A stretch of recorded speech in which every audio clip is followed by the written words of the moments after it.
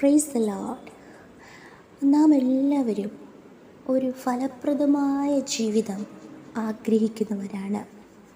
നിശ്ചയമായി ഒരു ഗുണകരമായ ജീവിതം, അർത്ഥവത്തായൊരു ജീവിതം നയിക്കണം, ഒരു ഫ്രൂട്ട്ഫുൾ ലൈഫ് നമുക്കുണ്ടാകണം എന്ന് നാം ആഗ്രഹിക്കുന്നതിനേക്കാൾ അപ്പുറമായി അങ്ങനെ ഒരു ഉദ്ദേശത്തോടു കൂടെയാണ് ദൈവം നമ്മെ ഈ ഭൂമിയിൽ ആക്കി വച്ചിരിക്കുന്നത്.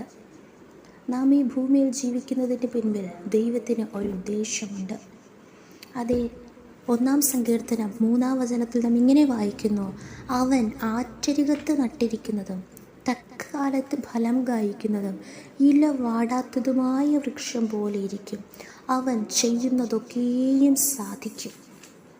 അപ്പോൾ കാട്ടിലും മറ്റു വഴിയോരങ്ങളിലൊക്കെ വളർന്നു വരുന്ന ചെടികളുണ്ട്, ചെറിയ ചെറിയ ചെടികളുണ്ട്, താനെ വളർന്ന് വലുതാകുന്ന മരങ്ങളുണ്ട്. എന്നാൽ ഇവിടെ നാം വായിക്കുന്നു ആറ്റരികത്ത് നട്ടിരിക്കുന്ന വൃക്ഷം.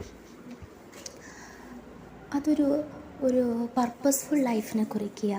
അങ്ങനെയാണെങ്കിൽ പ്രിയ ദൈവമക്കളെ, നാം എല്ലാവരും 2 വചനത്തിൽ വായിക്കുന്നത് പോലെ യഹോവയുടെ ന്യായപ്രമാണത്തിൽ സന്തോഷിച്ച, യഹോവയുടെ ന്യായപ്രമാണത്തെ രാപ്പകൽ ധ്യാനിക്കുന്നവരാണെങ്കിൽ ഈ അനുഭവം നമുക്ക് ലഭിക്കും.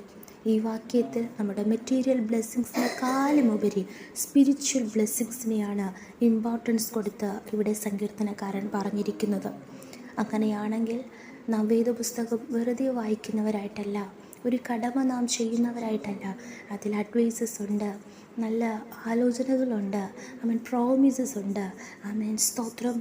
ഓരോന്നും നാം അത് വായിച്ച് ഗ്രഹിച്ച് അതിൽ നാം സന്തോഷിക്കുന്നവരാകണം. അതിന് നമുക്ക് പരിശുദ്ധാത്മാവിൻ്റെ സഹായം ആവശ്യമാണ്. എന്നാൽ പരിശുദ്ധിയാത്മാവ് സ്തോത്രം വിശുദ്ധിയോടെ നാം ജീവിക്കുന്നവരാണെങ്കിൽ ആ കർത്താവിൻ്റെ സാന്നിധ്യം നമ്മോട് കൂടെ ഇരുന്ന് നമ്മെ വഴി നടത്തും. അതിന് 1 വചനം നാം പ്രമാണിക്കണം.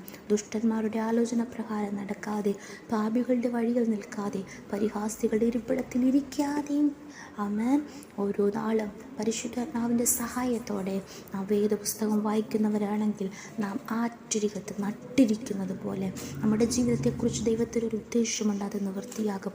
ആറ്റരികെന്ന് പറയുമ്പോൾ എപ്പോഴും ഒരു സ്തോത്രം നനവുള്ള തോട്ടമെന്ന് പറയുന്നത് പോലെ ഒരു സ്പിരിച്വൽ നറിഷ്മെൻറ്റിന് അത് കുറിക്കുന്നു. ഹല്ലേലൂയ.